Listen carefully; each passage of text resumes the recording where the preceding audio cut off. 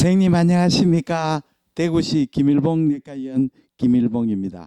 유튜브를 통해서 저희 김일봉 내과의원 초음파 정례 그리고 대구에 사는 김일봉 초음파 교실, 서울 용산구 신계동 대리미 편의세상에서 진행되는 용초사 강의, 그리고 제가 참여하는 각종 학회 강의 자료, 그리고 제가 이 화이트보드로 진행하는 이 초음파 강좌를 선생님들에게 전해드리고 있습니다.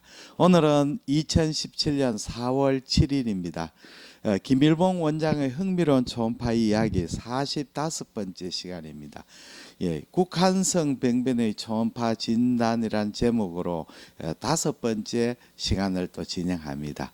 지난 시간에 이어서 고에코 병변에 대해서 설명을 드립니다. 섬유결합 조직, 파이브러스 커넥티브 티슈는 고에코로 보이는 경우가 많지만 주위 조직에 비해서 에코 레벨이 상대적으로 낮으면 저에코로 보입니다. 이 말은 초음파의 영상은 절대적이 아니고 상대적이라 하는 걸 항상 기억해 두셔야 됩니다.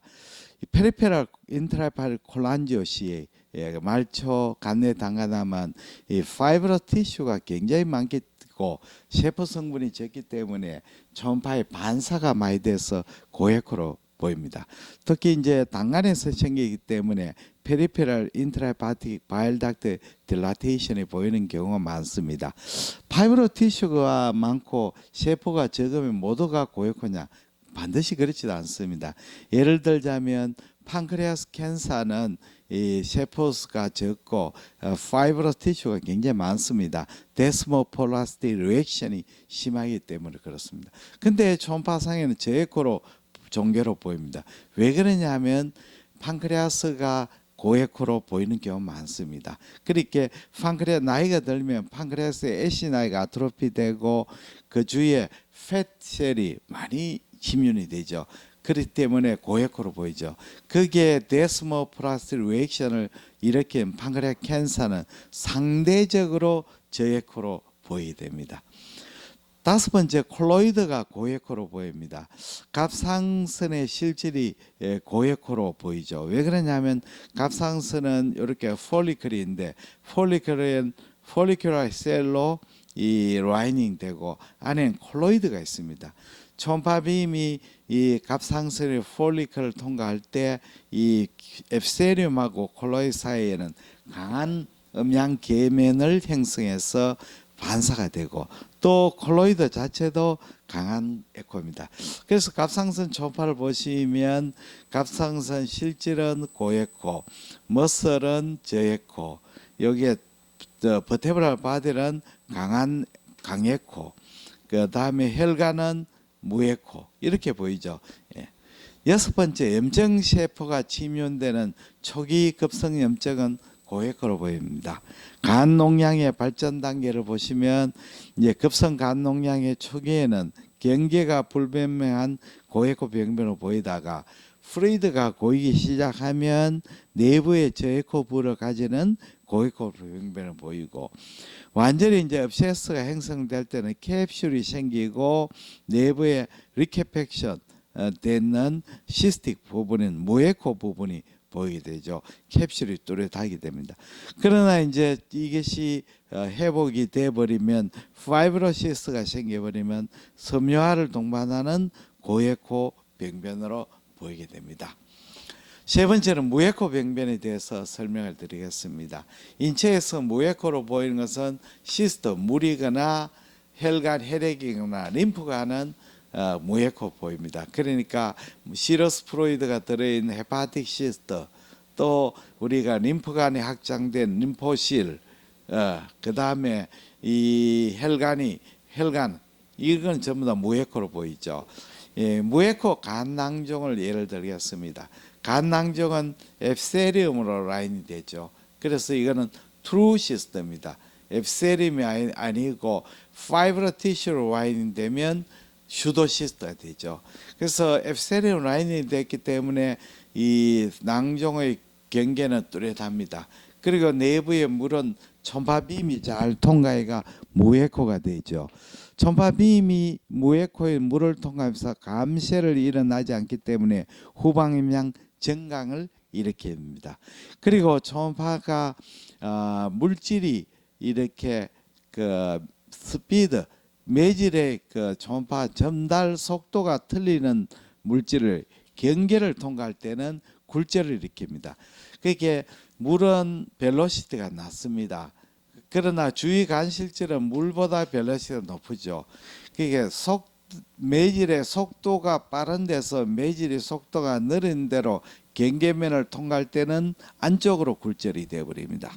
그래서 이 부분에 라테랄 섀도우가 생깁니다. 반대로 물질의 속도가 낮은 데서 높은 데로 통과할 때, 예를 들자면 HCC에 통과할 때, 이럴 때는 바깥으로 굴절하게 됩니다. 굴절이 되죠. 그 다음에 췌장의 가성 낭종을 설명을 드리겠습니다. 판크레아스의 슈도시스트는 급성 췌장염 때 판크레아 주스가 누출되면 이것이 이제 퍼지지 않기 위해서 파이브로 티슈가 이 액체를 감싸 가지고 시스트를 만듭니다. 이게 슈도시스트죠. 슈도라 하는 말은 시스트가 가짜 시스트가 아니고 시스트가 아니란 말이 아니고 시스트는 시스트인데 에피세리움으로 라이닝 되지 않은 시스트라 해서 슈도시스트죠. 시스트는 무에코로 보입니다만은 안에 이 데브리라든지 이런 것이 있으면 고에코로 보이죠. 그 다음에 무슨 안에 시스트 안에 낭종 안에 머티리얼 같은 게 있거나 이러면 에코제닉 머티리얼로 보입니다. 다음에는 우리 아데노마토스 사이로이드 노즐이 있습니다. 아데노마 사이로이드 노즐은 뭐 굉장히 흔한 그 병변입니다.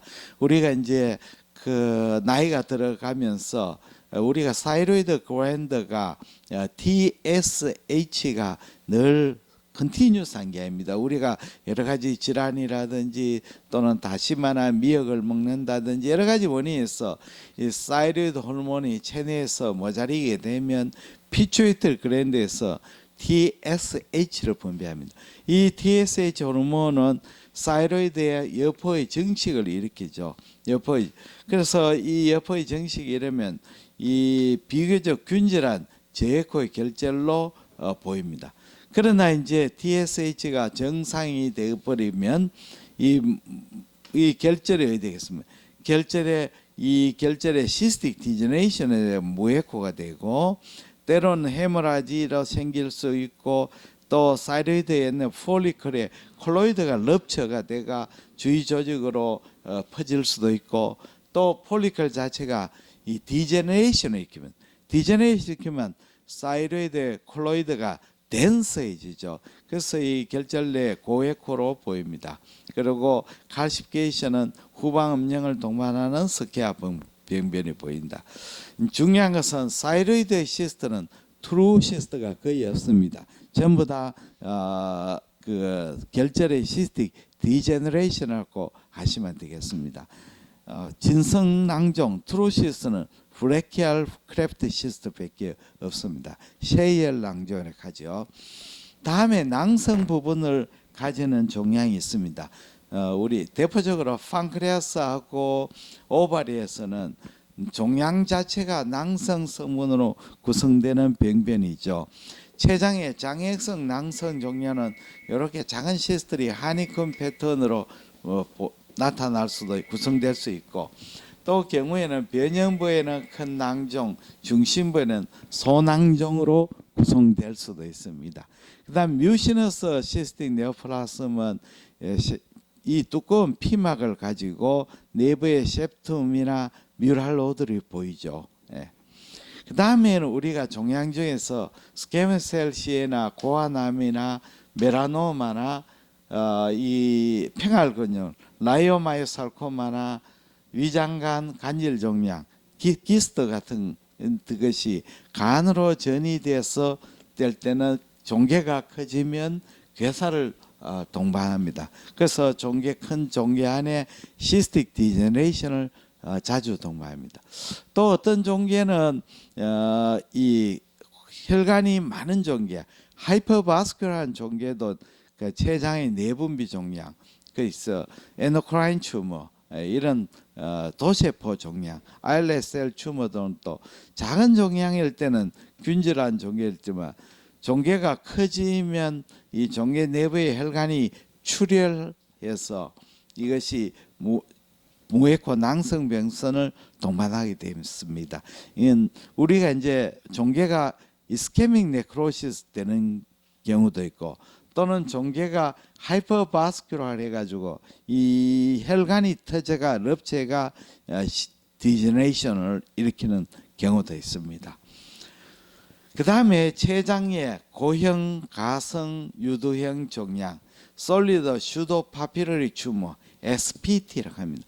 이 SPT는 종양의 진전에 따라 다양한 형태를 보입니다. 예를 들자면 솔리드 슈도 파피러리 튜머는 작을 때는 고형 충실상 종괴입니다. 마이크로바스큘라 있고 세포들이 밀집이 돼가 비교적 제거로 보입니다. 그러다가 시스틱 디제네이션이 일어납니다. 그러면 시스틱 부분, 솔리드 부분이 생깁니다. 이 그림처럼 요 시스틱 디제네이션 된 부분은 낭성 부분이고 남아있는 세포들이 마치 파피러리 스트럭처처럼 보이죠. 그러나 이제 혈관은 보이는데 파이브로바스큘러 번들이 없기 때문에 트루 파필러리 스트럭처가 아니고 슈도 파필러리 스트럭처입니다. 그래서 이 병변은 우리 유관적 형태를 보는 게 아니고 이 조직학적 소견에 의한 병변이 됩니다. 더 심해지면 이제 거의 다 시스틱 디레이션이 있고 변형부에만 고회포를 보입니다. 아까 말씀드린 판크레아스 아일렛셀 튜머가 커지면 작을 때는 저에코 종괴지만 커지면 이 혈관에 럽체를 일으켜 가지고 헤모라지 네크로시스로 중심부에 고에코를 무에코를 보이고 바깥에는 솔리드 포션을 형성합니다. 지금까지 이제 국한성 병변에서 무에코 병변에 대해서 설명해 드렸습니다. 다음 시간도 계속 예청해 주시기를 바랍니다. 그리고 제가 용초사를 소개해 드립니다. 용산 초음파 사랑 모임 이 2017년 7월 상반기 하는 제13기 회원을 모집합니다. 지금 8명 중에 7번이 등록하시가 한 자리 남았습니다. 빨리 등록하시면 13기에 수강하실 수가 있습니다. 정원 8명인데 한 자리 남았습니다. 그리고 이 용초사의 회원에 등록하시면 초음파 DVD, 스캔법 DVD를 드립니다. DVD를 또 등록 안 하셔도 DVD만 또 구입하실 수가 있습니다. 7장 12파트로 구성되어 있습니다. 이 현재 DVD는 많은 병원에서 또 의원에서 교육용 자료로 사용하고 있습니다. 초음파의 공부에 가장 중요한 것은 정확한 스캔 그리고 영상의 올바른 해석입니다. 초음파 스캔법을 제가 만든 김일봉 원장 초음파 핸즈온 개인교수 DVD로 마스터하시기를 바랍니다. 대단히 감사합니다. 안녕히 계십시오.